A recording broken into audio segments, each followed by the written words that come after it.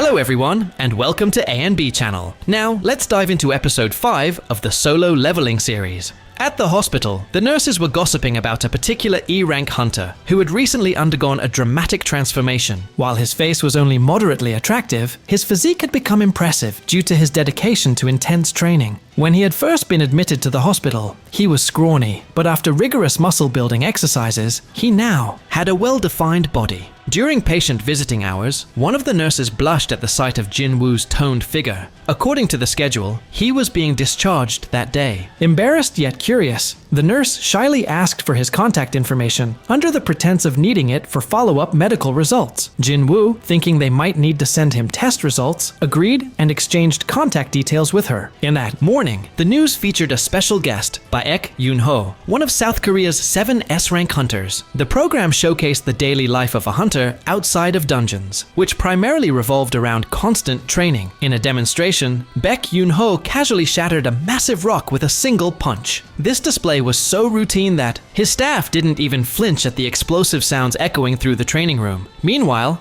Jin-ah, Jin-Woo's younger sister, was watching the program, but quickly turned off the TV, realizing it was almost time for school. Even she found it hard to believe how much her brother had changed, particularly his height, wondering if it was simply part of his natural growth. Jin-Woo had completed all his tasks for the day, except for his daily run, which he decided to do later. With stat points left from leveling up, he carefully allocated them between speed and intelligence. Just then, he received a call from his landlord, reminding him of his overdue rent. Scrolling through his phone, he searched for well-paying jobs, but as an E-rank hunter, he was not allowed to enter high-level gates.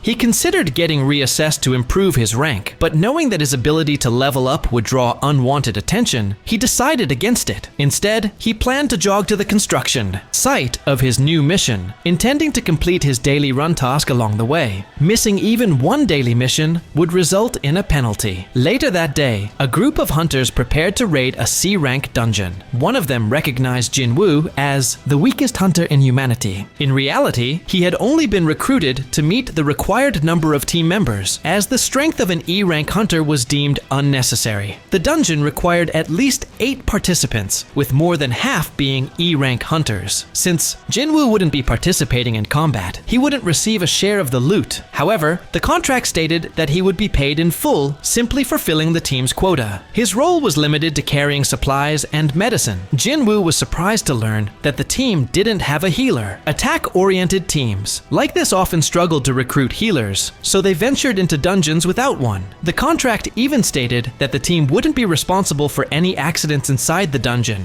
A flashy young man then introduced himself as Yu Jin-ho, a 21-year-old E-rank hunter. His high-end equipment made it obvious that he came from a wealthy background. He reassured Jin-Woo, promising to protect him and ensure that his first C-rank dungeon experience was safe. Jin-ho then asked if Jin-Woo's gear was heavy and told him not to be too formal since he was younger. As the team approached the dungeon, they noticed that the entrance was unusually large. Some doubted whether it was truly a C-rank dungeon, but the association had already investigated it twice and confirmed its rank. A dungeon's classification was determined by the magic power waves it emitted, not by the size of its gate. Dungeons, ranked B and above, were typically assigned to major guilds. Upon entering, the team was met with complete darkness, unlike typical dungeons illuminated by glowing stones. Jin-ho tried to recall everything he had learned about magical stones, mana ores, and dungeon environments. Strangely, they had walked a considerable distance without encountering any monsters. Sensing something off,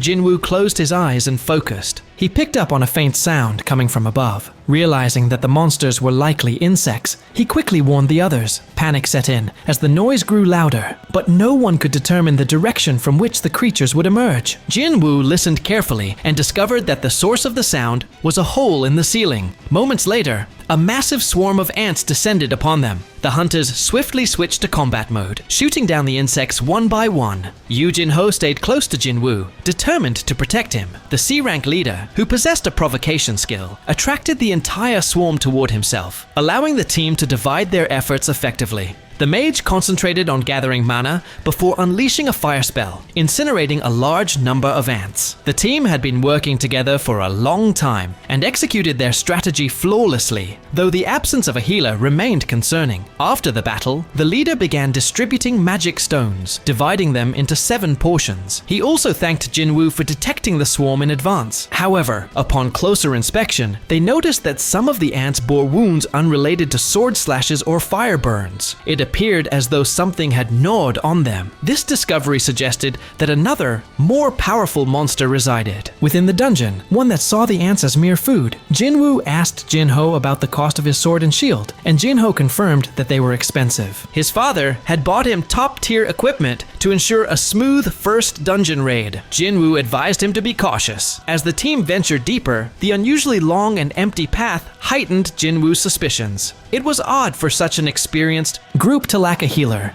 especially given their long-standing reputation. They soon found themselves surrounded by dying and already dead ants. It became evident that they needed to locate the boss monster in order to open the exit. The mage created a light source, making everyone feel slightly more at ease. Soon, they noticed massive spider webs ahead, signaling the boss room's proximity. Inside, they discovered an immense number of mana ores. Although not as valuable as magic stones, their sheer quantity meant they were worth billions. The leader was ecstatic, believing this wealth would strengthen their team significantly. He was eager to step out of his brother's shadow, though his teammates seemed hesitant to discuss it. Jin-Ho, well versed in legal matters, asked to see Jin-Woo's contract. Upon reviewing it, he pointed out that the agreement only mentioned loot obtained from monsters, not mined mana ores. This meant that Jin-Woo was entitled to a share. The leader smiled and agreed, but insisted they first figure out how to transport the ores, as the portal would close once they defeated the boss. Unbeknownst to Jin-Woo and Jin-Ho, the leader had other plans. He and the others left the boss room,